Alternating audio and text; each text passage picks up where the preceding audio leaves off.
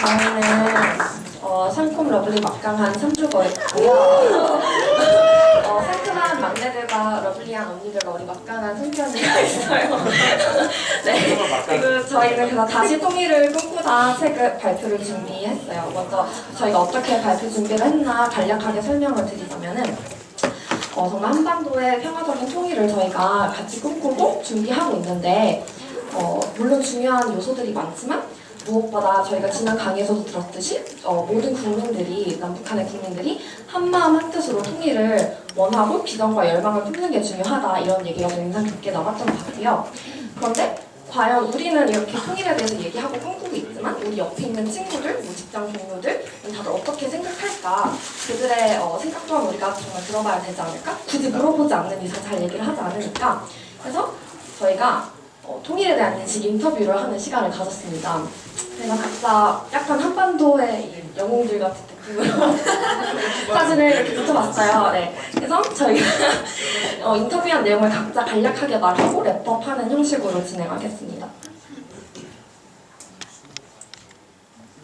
통일이 되어야 할까요? 물어보니까 저 직장 동료 중에 40대 여성인 직장 동료는 통일을 꼭 해야 한다거나 말아야 한다는 입장은 아니지만 만약에 하게 된다고 한다면 무리한 통합보다는 각자의 체제를 인정하고 그대로 가는 것이 괜찮지 않을까 싶어요 라고 말씀하셨고, 또 20대 여성 직장인 동료에게 물어보니 통일을 완전 했으면 좋겠다.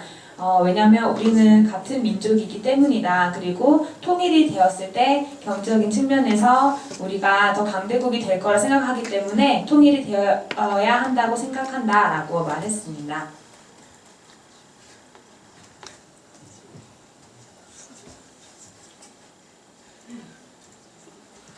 네, 저는 이제 질문을 했을 때 요즘 분위기상 통일을 원하는 분위기에 쉽게 말을 못하는 것 같더라고요. 제가 인터뷰한 친구들은 통일을 좀 반대하는 입장이었어요. 그래서 보면 통일이 아닌 통이가 되어야 된다고 말을 했는데, 그러니까 이제 국가 간의 과거사에 대한 화해와 신뢰 과정이 있는 채로 그냥 이웃 국가로만 살면 되지 않냐라는 말을 했고, 같은 뿌리라는 것이 지금까지도 통일을 해야 되는 당위성이 될까라는 저한테 질문을 했었습니다. 그리고 독일과 오스트리아를 예로 들면서 이미 다른 국가가 됐는데, 그리고 그들도 지금 잘 살고 있는데 우리는 왜 독일만을 보고 독일과 오스트리아의 모습을 또 보지 않냐라는 또 이야기를 했고, 또 나머지 또 한 친구는 아예 통일을 반대하는 입장을 취하더라고요. 그러면서 이제 세대와 문화 간의 격차, 그리고 경제성 등을 이제 이야기를 하면서 국가 안의 혼란도 해결을 하지 못하는 상황에서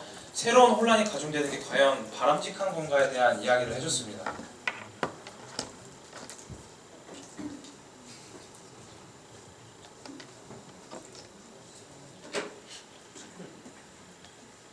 저는 그 교회에 다니는 두 분한테 통일에 대해서 물어봤는데 당연히 통일이 되어야 한다고 생각한다고 했고, 그다음에 하나님이 기뻐하지 않는 마음이 분단과 미움이라고 하면서 그 두 분 다 남북한이 통일이 되면 시너지 효과도 있고 경제적 이익도 많을 것 같고, 네, 기차 타고 유럽 여행도 갈 수 있을 것 같다, 이런 식으로 통일에 대해서 약간 긍정적인 생각을 하고 있어서 좋았습니다.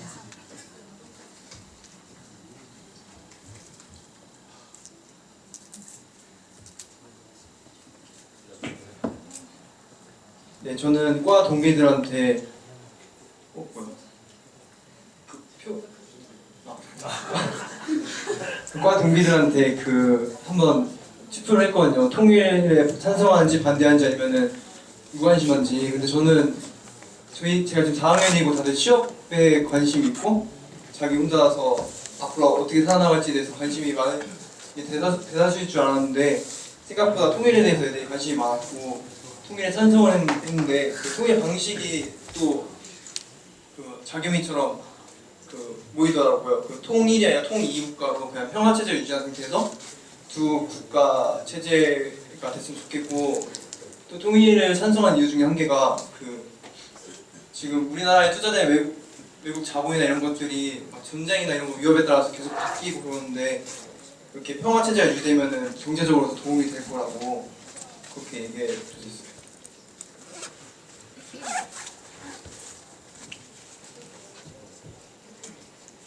그리고 저도 이제 주변의 직장 동료와 교회 권사님에게 여쭤봤는데 저희 직장인 동료는 전혀 이런 얘기를 안 하다가 했는데 되게 긍정적인 대답을 해서 저도 놀라웠어요. 뭔가 이게 통일을 하는 것이 본래 한반도의 모습을 찾는 거고 오히려 장기적으로 봤을 때는 더 우리가 강하고 부국한 나라가 될 수 있을 것 같다라는 얘기를 했고 또 우리 이렇게 교회 권사님께서는 권사님답게 뭔가 통일이 되어야 되는 이유는 뭔가 북한 땅에도 하느님의 주권이 더욱 회복되고 그 땅에서도 예배가 드려져야 한다. 그래서 북한에서 핍박받는 백성들도 구원을 받아야 하기 때문에 통일은 꼭 이루어져야 한다라는 대답을 들었습니다.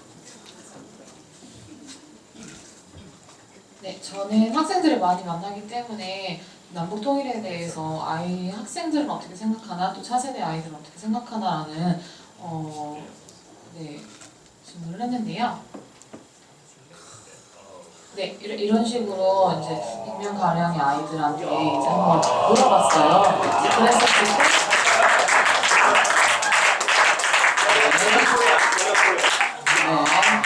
그랬을 때 아이들이 많이 다 예스로 이렇게 찍어주더라고요. 그러니까 스티커를 붙여주면서 아이들의 그런 표정이나 아이들이 어떻게 생각하는지를 얘기하면서 당연히 돼야지라는 말들을 많이 하더라고요. 그래서 그런 걸 보면서 아직 그래도 좀 희망이 있구나. 그러니까 저는 개인적으로 노나 좀 아니면 아이돈노라는 좀 그런 거를 많이 표현을 할 줄 알았는데 그래도 통일이 돼야 된다고 아이들이 이렇게 믿고 있고 그게 어떤 교육을 통해서라든지 그렇게 생각하고 있어서 좀 나름대로 희망적이었던 것 같습니다. 네, 그래서 저희가 이렇게 인터뷰한 내용들을 가지고 좀 깨달은 거나 느낀 점을 이렇게 나누고 좀 정리를 해봤는데요.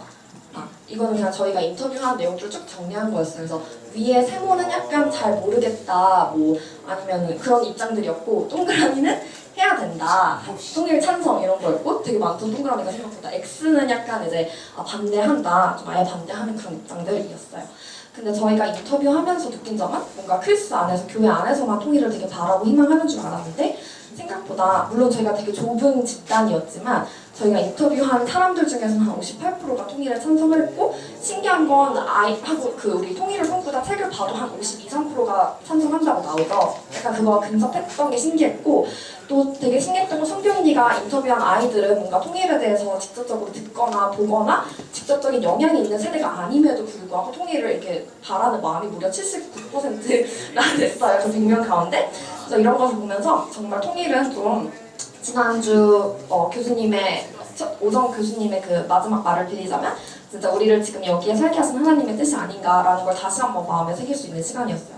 근데 동시에 뭔가 단순히 이렇게 통일의 그 어려운 과정들을 생각하지 않고 그냥 통일되면 우리 더 경제적으로 부국해질 것 같은데? 이렇게 생각하거나 아니면 경제적인 손실을 걱정해서 통일을 반대하거나 이런 경우도 많은데 그렇기 때문에 우리가 좀 해야 되는 역할은 통일의 본질인 정말 용서하고 화해하고 사랑하는 것들을 그게 더 정말 이런 경제적인 것보다 더 중요하고 우리가 통일을 해야 되는 이유라는 거를 계속해서 우리도 되새기고 심사숙고하고 전해야 한다라는 결론에 이르게 됐습니다. 감사합니다.